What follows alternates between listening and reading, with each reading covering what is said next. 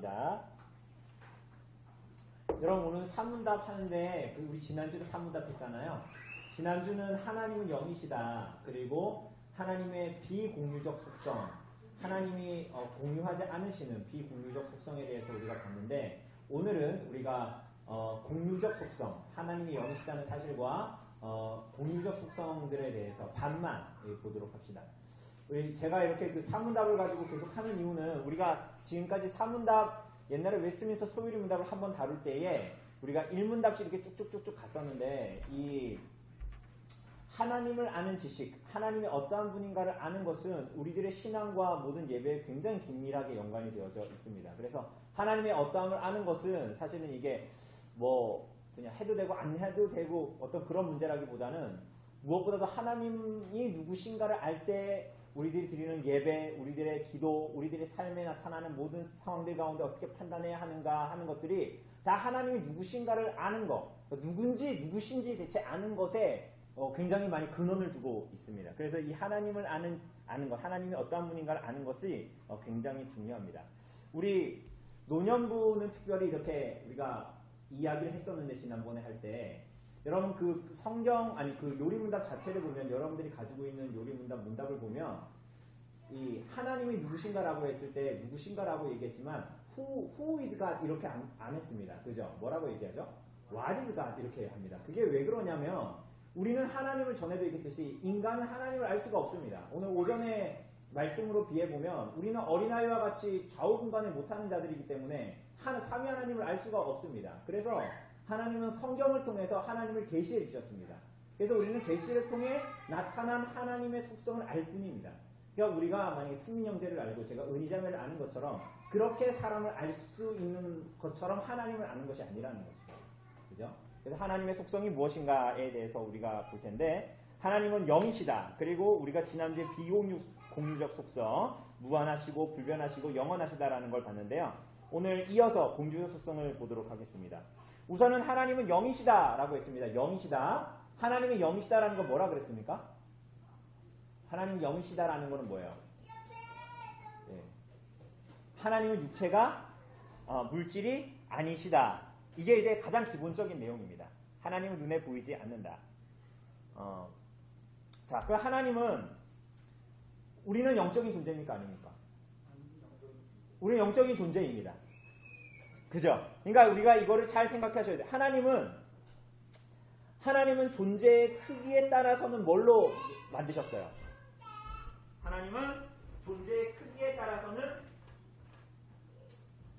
무한한 존재와 유한한 존재를 우리가 나누자면 그렇게 나눌 수 있을 겁니다. 크기에 따라서는. 그러면은 그 존재의 특성에 따라서는 우리가 어떻게 나눌 수 있을까요? 영적인 존재와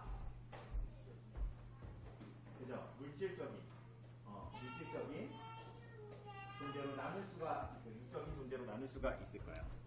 자, 하나님은 어떤 분이십니까? 하나님은 그렇죠. 영이신 분이신데 무한한 영이시죠. 그죠? 하나님의 속성이 무한하고 불변하고 영원하다 그랬으니까요. 여러분 초반에만 조금 어렵고 후반으로 가면 또 쉽습니다. 요거 하면 어렵지만 여러분 잘 따라와 보세요. 자, 그러면 천사는 그렇죠. 천사는 물질적인 존재입니까? 영적인 존재죠. 그런데 하나님처럼 무한한 영입니까? 그렇죠. 그게 중요합니다. 유한한 영입니다. 이게 우리가 지난주에 편재성, 하나님은 어디에나 계시죠? 저 하늘 끝에 가도 계시고 바다 끝에 가도 계시죠. 제가 어디 유튜브 어디 영상에서 봤는데 엄청난 심해 상어가 6m짜리가 있더라고요. 6m짜리가. 별로 안 신기한가요? 전 되게 신기했는데. 바다 골짜기 끝에 가도 하나님이 계시는데 하나님 무한한 영이십니다. 근데 천사가 영적인 존재인데 천사는 그럼 여기에도 있고 저 강 심해에도 있고 그렇습니까?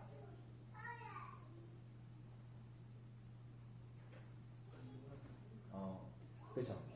그러니까 우리가 이따가도 좀 볼 거지만 하나님께서는 천사를 유한한 영적인 하나님처럼 만드시지 않으셨다라는 거예요. 그죠?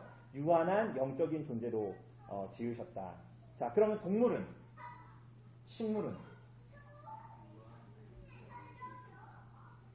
물질적 존재로 지으신 거죠. 자, 그러면 인간은 어떻습니까? 인간은 어떻게 되어 있습니까? 인간은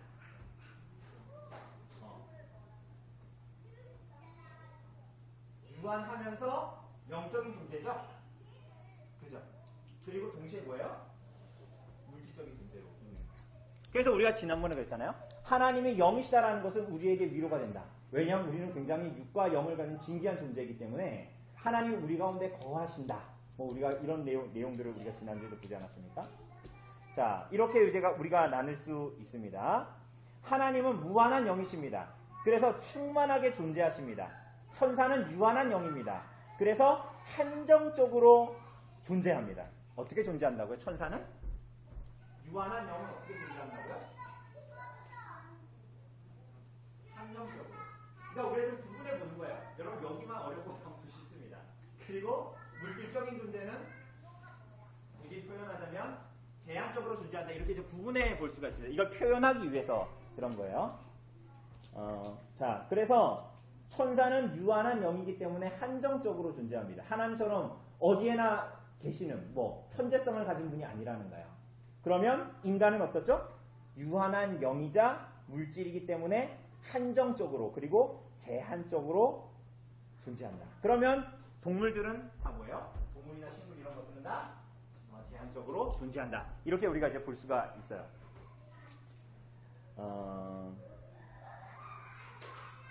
이 정도만 우리는 우선 좀 알면 되고요. 알면 될 것 같고, 인간은 좀 그러니까 인간이 굉장히 특이한 존재입니다. 그래서 인간은 몸은 다른 물체처럼 제한적으로 존재하지만 마음은 그렇지 않아요. 이게 이렇게 비유할 수 있을지 모르겠는데 이런 거예요. 물질은 기현 형의 발 몇입니까? 270이에요. 270이에요. 그럼 신발은 뭘로 신어요? 신발이 270이라고요? 신발이 270이에요. 제가 무슨 얘기예요? 신발이 270이면 저는 발이 우리 은희자는 알겠지만 내가 무슨 270 신발은 270 신고 발은 265고 막 그렇거든요. 발은 265.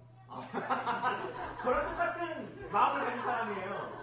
자, 그렇잖아요. 근데 어쨌거나 대부분 비슷하죠. 막 270인데 발이 250이거나 250인 사람이 신발이 270이거나 이러진 않잖아요. 물체는 대부분 공간을 채우는 물체로 존재합니다. 물질이. 그런데 유한한 영은 어떠냐면요. 천사가 만약에 이 공간에 있으면 이 공간을 채우는 방식으로 존재하는 것은 아니다. 이게 좀 어려울 수도 있는데요. 발이 265인 사람은 270. 거의 그 공간을 채우도록 존재한다. 모든 물질적인 존재는 다 그렇게 존재하거든요. 그런데 영적인 존재는, 천사 같은 존재는 그런 공간과 관계를 맺지만 그 크기가 영적인 존재와 그 공간이 똑같다. 이렇게 표현할 수가 없는 거예요. 자, 이 얘기를 왜 드리냐면 인간은 영입니다. 그런데 인간은 육체를 가지고 있어요. 그래서 몸은 저 물질과 같이 제한적으로 존재하거든요. 그런데 인간의 마음은 그래요, 안 그래요? 인간은 영적인 존재이기 때문에 인간의 마음은 그렇지가 않아요. 예를 들어보면 이런 거야. 우리가 부부잖아요. 결혼한 부부인데 한 몸으로 한 이불을 덮고 같이 누워있죠. 그죠? 그런데 한 이불을 덮고 있어도 둘이서 다른 생각할 수 있습니까? 없습니까?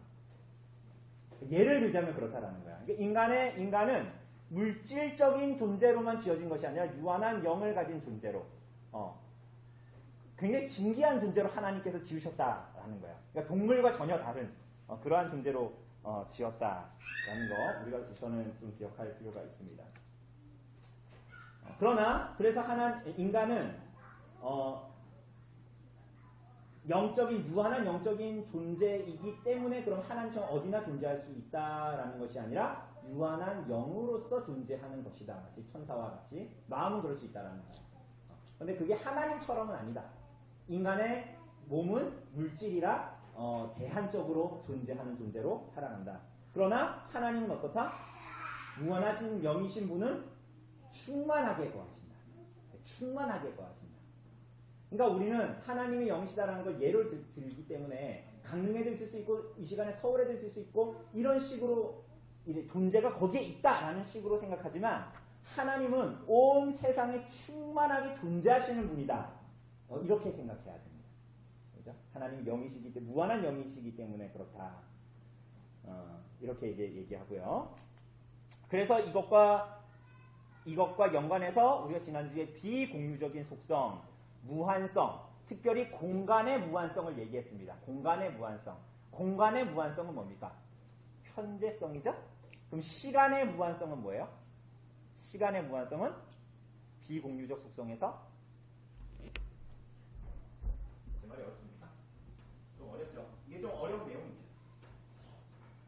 우리가 지난주에 무한성을 볼 때는 사실은 공간에 대해서 많이 얘기했습니다. 그래서 공간의 무한성을 뭐라 부른다고 그랬어요? 현재성이라고 그랬습니다. 그죠? 그런데 무한성을 얘기할 때 하나님이 이거 비공유적 속성이에요. 하나님이 인간과 공유하지 않는 속성이에요. 그런데 무한성을 얘기할 때 영원성을 같이 얘기했죠. 그런데 이것이 무한성과 그리고 불변성도 같이 이야기했는데 이거 세 가지니까요. 세 가지니까. 그런데 이게 이렇게 구분을 할 수 있지만 서로가 구별되게 파편적으로 나와 하나님께 속해 있지 않고 연관이 되어 있는 거라고 했습니다. 그래서 영원성은 뭐예요? 영원은 시간의 뭐예요? 무한성을 얘기하는 것입니다. 시간의 무한성을 얘기하는 거죠. 그죠? 그리고 하나님은 또 마지막으로 뭐다? 불변하신 분이시다. 라는 거 우리가 이렇게 기억해야 됩니다. 이게 이제 비공유적 속성이었고요. 오늘 우리가 주요하게 볼 것은 뭐냐면 10분 안에 끝냅니다. 공유적 속성입니다. 공유적 속성. 이 공유적 속성은 뭐냐? 하나님이 하나님의 형상으로 지음받은 인간과 공유하는 속성이에요. 공유하는 속성인데 하나님이 지혜가 있으세요. 그럼 우리 지혜하고 똑같습니까? 정말 사실은 비교할 수도 없죠. 그 격차는. 비교할 수도 없음에도 불구하고 존재적인 면에서 그렇다라는 거예요. 그것이 있다. 그것을 닮은 것이 있다. 왜? 인간은 누구의 형상으로 지음받았기 때문에? 하나님 형상이기 때문에. 첫 번째로는 뭐냐 하면 우리 요리문답 사문답을 한번 읽어보죠. 읽고 시작하죠. 사문답. 하나님은 어떤 분이십니까? 하나님은 영이시며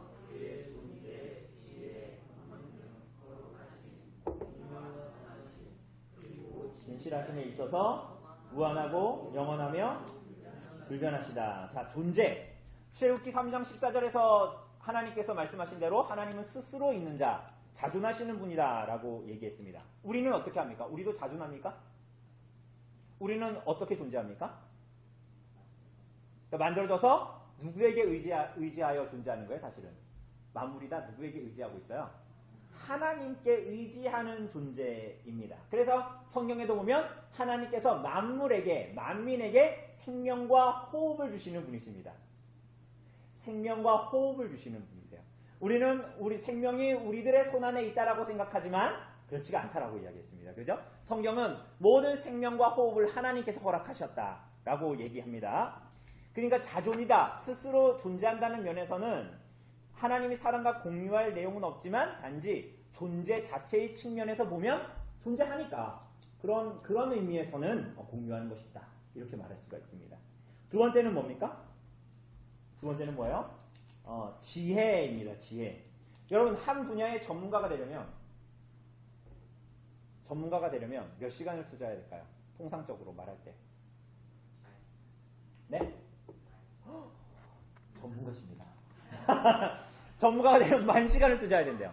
최소한 준 전문가가 되려면 거기에 대한 서적을 30권 정도는 읽어야 거기에 대해서 어느 정도 통달했다. 주 전문가는 아니지만 준 전문가, 그리고 기현 형제가 말한 대로 10,000시간 정도는 바쳐야 한다라고 얘기합니다. 그러니까 어떤 박사, 기현 형제가 어떤 박사, 어떤 교수, 어떤 전문가가 되기 위해서는 여러 가지 경험과 추론과 노력과 연구가 필요하겠죠. 그죠?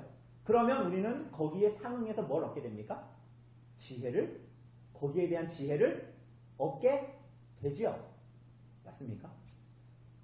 하나님의 지혜는 어떨까요? 하나님의 지혜는 이런 식으로 많은 시간을 들여서 오랜 시간 축적해서 영어부터 계신 분이니까 그분이 지금까지의 많은 경험들 가운데에서 지혜와 지식을 축적하신 것이 길까요? 아닐까요? 아니죠. 하나님은 하나님의 불이 꺼졌네요. 저거 이따가 승민 형제 갈고 가야 됩니다. 승민 형제 인줄 꺼졌으니까. 자, 하나님은 완전한 지식과 완벽한 지혜를 가지고 계신 거예요. 왜냐하면 그분의 존재이기 때문이에요. 그러니까 우리는 무언가를 노력해서 얻는 것이 지혜이지만 하나님이 가지고 있는 지혜와 지식은 그러한 지혜와 지식이 아니다. 그리고 하나님이 지혜로우시다. 그분의 지혜가 무한하시다라고 얘기할 때는 우리가 오전에 생각한 것을 설교드린 것을 잘 잇대어서 보면 그분의 선하심에 잇대어 있어요. 그러니까 우리가 나중에도 볼 거지만 하나님의 모든 이 속성들은 서로 긴밀하게 연관이 되어져 있어요. 자, 기현 형제가 굉장히 똑똑하다고 합시다. 똑똑해요. 똑똑합시다. 똑똑합시다. 근데 기현 형제가 굉장히 악해 사람이에요. 그럼 이 지혜를 어떻게 쓸까요? 그렇죠. 그런 사람들 있잖아요. 머리가 너무 똑똑해서 그 지혜를 악한 데 쓰는 사람들이 있죠. 이 세상에 실제로. 그죠? 마치 그런 지혜일 수 있잖아요. 하나님이. 우리를 향해서. 그분의 지혜가 무한하신데 그분이 엄청 악하시면 우리들에게 온갖 안 좋은 방향으로 모든 것을 할 거 아닙니까? 그런데 하나님의 지혜는 뭐예요? 옳은 목적을 향해서 가는. 왜 그렇다고요? 그분의 존재가 선하신 분이기 때문에 그런 거예요. 우리가 나중에 다 볼 겁니다. 그분의 존재, 그분의 특성, 뭐 이런 것에 대해서. 그래서 이 지혜도 결국은 옳은 목적과 그 목적에 이르는 수단도 동일하게 하나님의 선하신 지혜로 반드시 나타나게 됩니다. 이 특별히 하나님의 지혜는 누구에게서 나타날까요? 하나님의 지혜의 이 완전체는 누구세요? 예수님이세요. 그래서 여러분 그 창조 세계를 보면 우리 의사쌤들도 계시고 우리 전직 간호사도 계시지만 우리의 몸을 보면 굉장히 신비롭잖아요. 그죠? 창조 세계를 봐도 우리가 전에도 얘기했잖아요. 저 잎사귀 아무것도 아닌 나무 잎사귀 하나 따다가 햇빛에 딱 비춰보면 그 안에 정말 진기하게 맥이 이어져 있는 막 그런 것들을 볼 수 있습니다. 그죠? 창조를 보면 야 하나님의 지혜가 놀랍다. 창조주의 지혜, 조물주의 지혜가 놀랍다. 라고 생각할 수 있죠. 그러나 하나님의 이 지혜의 이 궁극은 예수 그리스도 그리고 그분으로 말미암는 구속. 그것이 하나님의 놀라운 지혜입니다. 세상 사람들은 그것을 향해서 어리석다고 얘기하고 미련한 것이라고 얘기하고 걸림돌이라고 얘기하지만 하나님께서는 그것을 놀랍게도 하나님의 백성들을 구원하시는데 쓰시지요. 그죠? 그래서 하나님의 선하신 지혜의 궁극적인 이 초점, 이 궁극은 그 아들 예수 그리스도이십니다. 그래서 어떤 사람들은 말하기를 창조가 하나님의 지혜의 발자국이라면 구속은 예수 그리스도로 말미암는 구속은 하나님의 지혜의 얼굴이다라고 표현하기도 했습니다. 하나님이 이렇게 지혜로우십니다. 그죠? 그게 여러분하고 무슨 상관입니까? 여러분 그게 무슨 상관이에요? 하나님의 지혜가 선하신 지혜입니다. 그 선하신 지혜이신 그 분이 이 땅에 오셔서 우리를 위해 십자가에서 죽으셨습니다. 그것이 여러분과 저의 삶과 무슨 연관이 있습니까? 그게 무슨 연관이죠? 우리들의 삶에 도무지 이해할 수 없고 헤아릴 수 없는 일들 속에서도 우리는 선하신 하나님의 지혜를 의지할 수 있는 거예요. 하나님의 모든 이 지혜로부터 선하신 지혜로부터 말미암는 모든 경륜, 하나님의 섭리는 어그러지지 않고, 그죠? 하나님께서 그래서 우리들이 때로는 이해할 수 없고, 마치 하나님께서 욥기에 보면 욥에게 말씀하신 것과 같죠. 내가 이 모든 것들을 창조할 때, 너 저 하마, 악어, 쟤네들이 어떻게 창조됐는지 아니? 뭐 이런 걸 물어보실 때 아무 말도 못하잖아요. 그러니까 하나님의 지혜가 그러하기 때문에, 그리고 그분의 지혜가 우리를 구원하셨기 때문에 하이델베르크 요리분담이 말하는 것처럼 우리들의 몸과 영혼이 그 지혜의 완결체이신 그리스도의 것이기 때문에 우리들의 삶에 헤아릴 수 없는 일이 있다 하더라도 죽을 것처럼 두려워하거나 갈 길이 없는 것처럼 절망하거나 헤매지 않을 수 있는 거예요. 선하신 지혜를 가진 분이 우리들의 삶을 인도하시고 있기 때문에. 그분의 지혜는 실패하거나 실수하지 않기 때문에. 그분이 보내신 예수 그리스도의 십자가는 세상이 봤을 때는 실패한 것 같지만 대제사장도 그렇게 여겼고 지나가는 사람도 다 그렇게 여겼지만 그것은 하나님께서 우리들을 구속하시기 위한 놀라운 지혜, 죄와 죽음의 권세를 깨뜨리기 위한 하나님의 놀라운 지혜였던 거죠. 우리들의 삶이 그분 안에 있기 때문에, 그분을 의지하고 있기 때문에 우리들의 삶은 두려움 없이 이 땅을 살아갈 수가 있는 거예요. 하나님의 지혜는 이렇게 우리와 긴밀한 연관을 가지고 있습니다. 뿐만이 아닙니다. 마지막으로, 오늘 본 마지막으로 세 번째가 뭡니까? 하나님의 존재, 지혜, 그리고 뭐예요? 권능입니다. 하나님은 못하시는 것이 있어요, 없어요? 하나님이 못하시는 게 있어요, 없어요? 없어요. 그런데 있어요. 또 하나님 못하시는 게 뭐가 있습니까? 네. 태선자매를 사랑했다가 안 사랑할 수 없죠. 하나님은 거짓말 하실 수 없죠. 하나님은 후회하실 수 없습니다. 그죠? 하나님은 모든 걸 할 수 있는데 하나님 사실은 모든 걸 이런 거룩하신 분이기 때문에 그래요. 그러니까 이런 속성들이 다 연계가 되어져 있어요. 하나님은 아브라함에게 자녀를 주겠다고 말씀하셨죠. 약속하신 자녀와 땅을 주겠다고 말씀하셨죠. 우리 볼까요? 창세기 18장 14절 봅시다.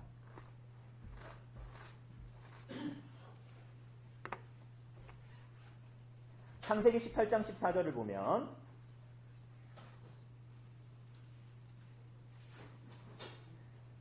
(18장 14절) 같이 읽겠습니다. 시작. 여호와께 능하지 못한 일이 있겠느냐? 기한이 이를 때에 내가 내게로 돌아오리니 사라에게 아들이 있어요. 여호와께 능하지 못한 일이 있다 없다? 없습니다. 그리고 하나님은 약속하신 것을 지키지 않으실 수가 있다 없다? 없지요.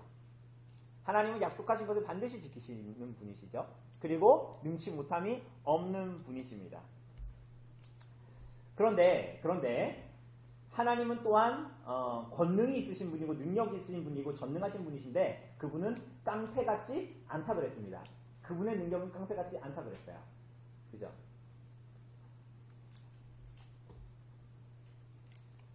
승민 형제가 저보다 힘이 셀까요? 약할까요?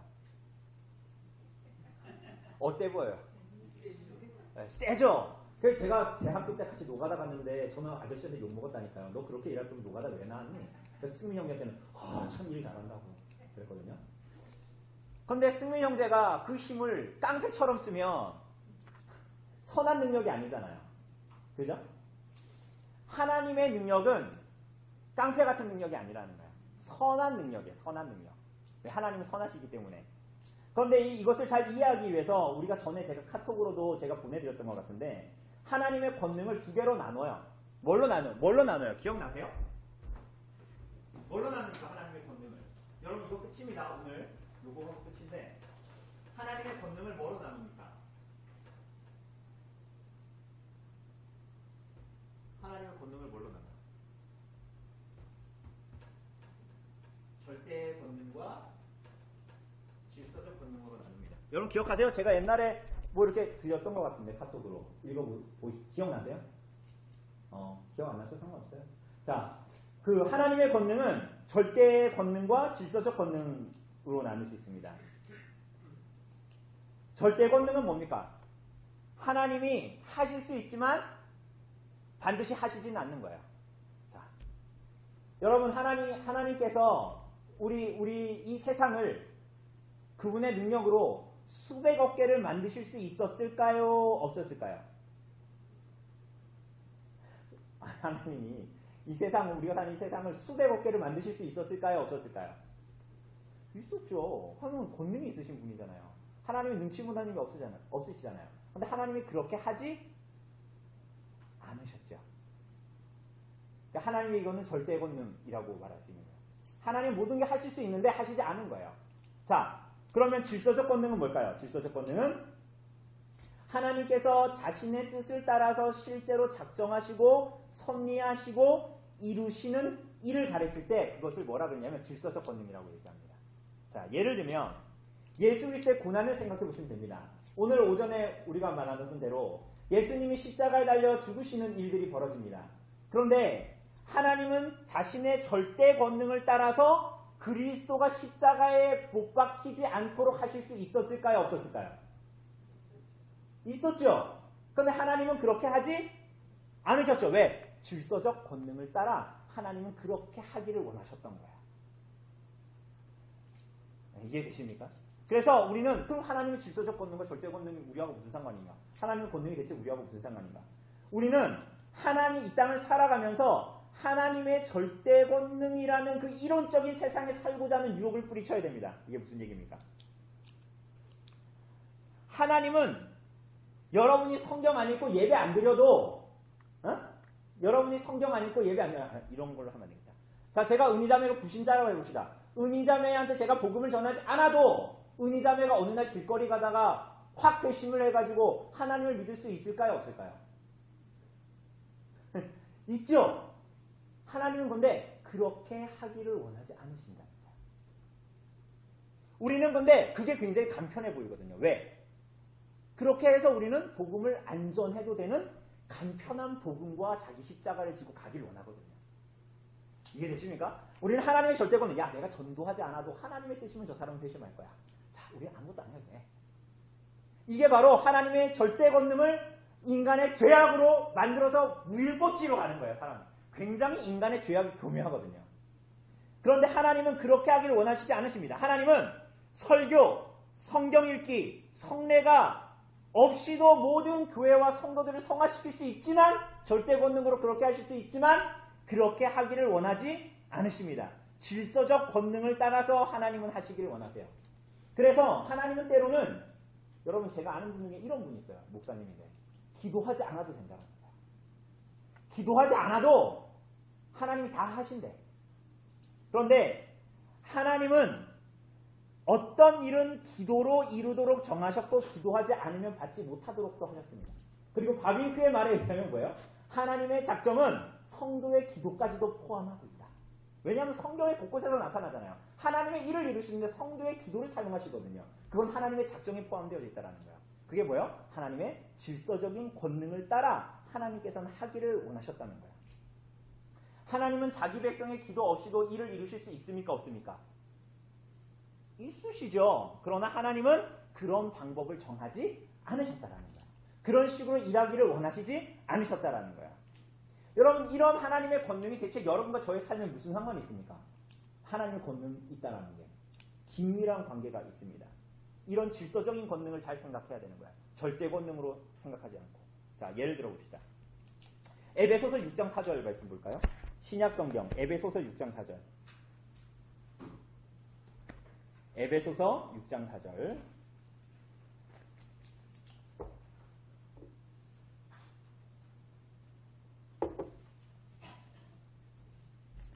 에베소서 6장 4절 같이 읽읍시다. 시작. 또 아비들아 너희 자녀를 노엽게 하지 말고 오직 주의 교훈과 훈계로 양육하라. 이렇게 얘기합니다.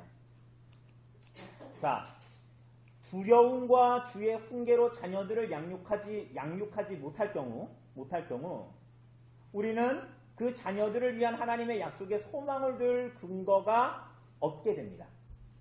그죠?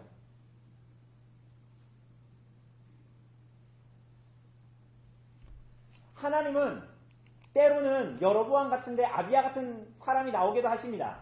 그런데 거기에 우리들의 소망을 두어서 야 하나님이 때로는 이렇게 하기도 때로는 저렇게 해. 그러니까 나는 하나님 앞에 경건한 하나님의 백성으로 살지 않고 그냥 돈을 좋아하고 세상 사람들과 똑같이 내 자식들이 봐도 옆집에 안 믿는 사람하고 나하고 별반 다를 바가 없다라는 세속적인 부모로 살아도 돼 라고 살 수가 있을까요? 없을까요?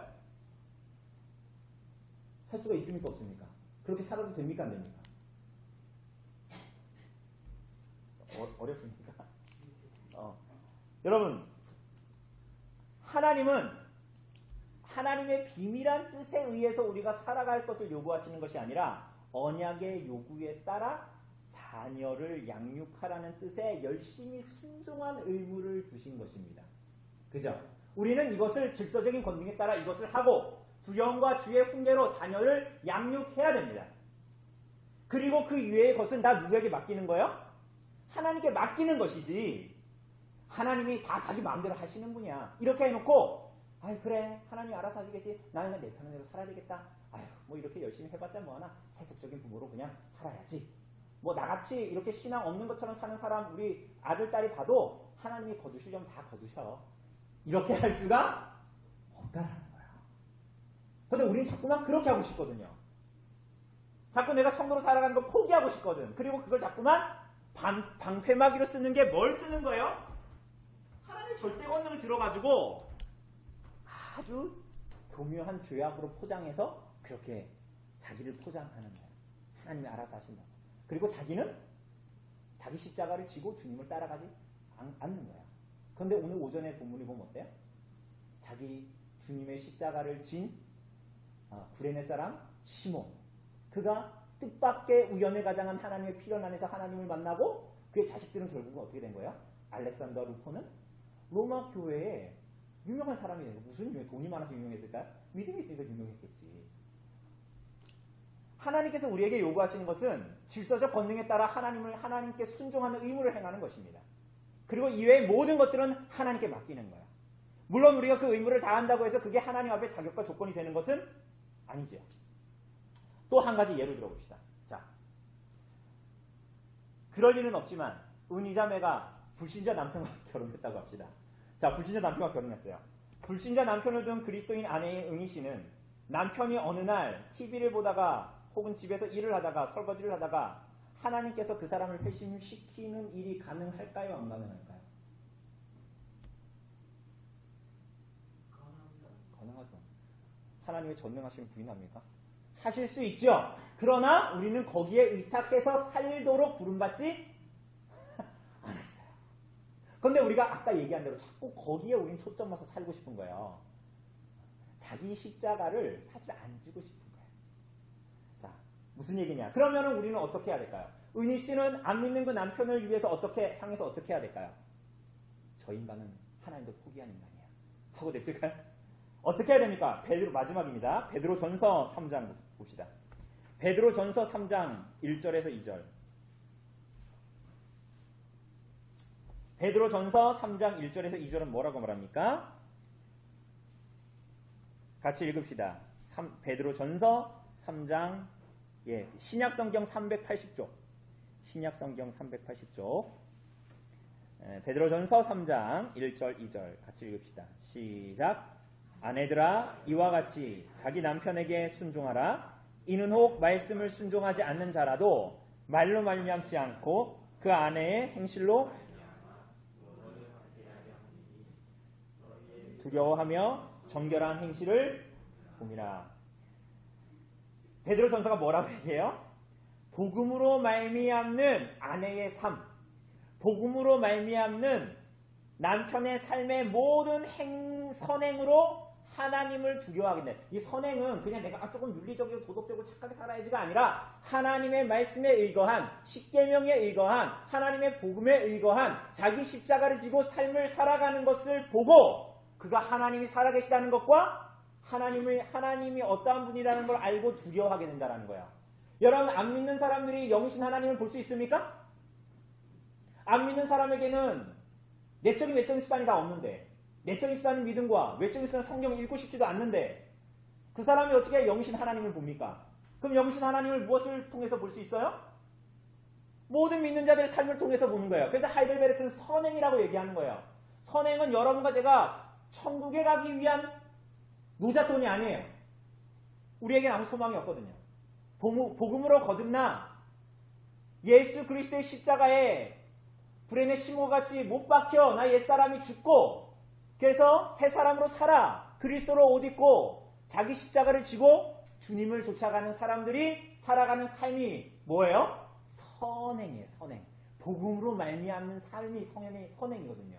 그래서 그 모든 선행으로 하나님을 두려워하게 될 거다. 그래서 믿지 않는 아내나 믿지 않는 남편이 그의 삶을 누구보다도 가까이서 보는 그 사람이 하나님을 두려워하게 될 거다. 하나님을 알게 될 거다라는 것을 말하는 거예요. 하나님의 질서적인 권능, 하나님의 권능이 이와 같아요. 그래서 하나님의 질서적인 권능은 이런 인간적인 수단들을 사용합니다. 설교, 기도, 성경 읽기, 경건, 이런 것들을 하나님께서 사용하십니다. 근데 그거를 100% 채웠으니까 하나님 이거 해주세요가 아니죠. 우리가 하나님께서 언약의 의무에 따라 하나님을 사랑함으로 이것에 모두 다 순종하고, 요리문답, 일문답에서 얘기하는 것처럼 하나님을 소중하게 여기고 그분을 사랑해서 그분께서 주신 언약적 의무에 순종할 때 하나님께서 약속하신 복을 하나님의 때에 이루어 주신다라는 거예요. 그때야 우리는 하나님의 절대적인 권능과 하나님의 질서적인 권능, 그 하나님의 권능, 선하신 권능이 어떻게 교회와 성도들에게 베풀어지는가를 이해하고 위로받고 격려를 받고 신자의 삶을 살아가게 되는 거예요. 그러니 하나님의 어떠하심은 우리들의 삶과 긴밀한 연관이 있는 거예요. 그죠? 하나님을 아는 지식, 그리스도를 아는 지식이 그래서 우리들의 삶에 너무나 중요한 요소, 근원적인 요소, 삼위 하나님을 아는 요소가 이렇게 중요한 우리들의 삶의 요소라는 거예요. 그죠? 이렇게 하나님의 권능, 지혜, 존재에 대해서 봤습니다. 우리가 이제 오후에 나눌 때 이 내용들을 좀 같이 나누시면 되고요. 우리 다음 주에는 거룩, 공의, 선함, 진실